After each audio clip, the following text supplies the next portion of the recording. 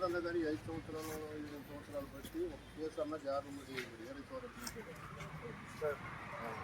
మరి ఇప్పుడు ఎందుకంటే ఇదేం చెప్పకపోతాడు 2 నిమిషాల్లో పంపిస్తాను. వాళ్ళ మీద కూడా సేమ్ ఇదే పెట్టారు. 7 మంది మీద పెట్టారు. ఇప్పుడు మళ్ళీ 11 మందిని ఈరోజు సాయంత్రం రమ్మంటున్నారు. వాళ్ళకి ఇదే పరిస్థితి చేశారు. అంటే నేనేమంటున్నానంటే ఇక్కడే కాదు, మొత్తం రాష్ట్రం మొత్తం ఇదే పరిస్థితి జరుగుతూ ఉంది. అందుకని నేను ఒకటే కోరుకునేది ఏంటంటే, ఇప్పుడు మా ప్రతిపక్ష పార్టీగా మేము పోరాటం ఒకటే చేయగలం, కానీ మాకు ఇప్పుడు మీడియా అండదండలు చాలా కావాల్సిన అవసరం ఉంది. మీరు మీడియా వాళ్ళు కూడా ప్రతి ఒక్కరిని ప్రశ్నించండి. తప్పు జరిగితే తప్పు అని చెప్పండి, ఒప్పు జరిగితే ఒప్పు అని చెప్పండి. ఆ రోజున అప్పుడు ఆటోమేటిక్గా గవర్నమెంట్ కొన్ని మంచి డెసిషన్స్ తీసుకుంటుంది. ఇది మీడియాలో మీరే మాకు ఇప్పుడు సహాయం చేయాలి.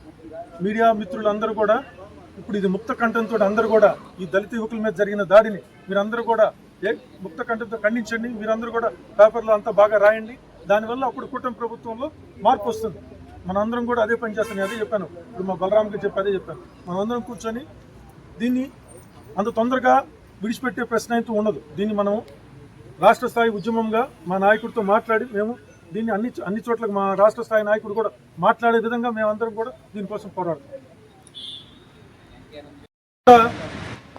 ఇంకా ఆ మాటలు వేరు, అవన్నీ నేను ఇప్పుడు చెప్పలేను. అంత చాలా ఇదిగా మాట్లాడి మా నాయకుడిని కూడా చాలా ఇదిగా మాట్లాడి ఏం చేస్తారనే పద్ధతిలో మాట్లాడుతూ ఉన్నారంట. అది అంత మటుకు సమంజసం కాదు.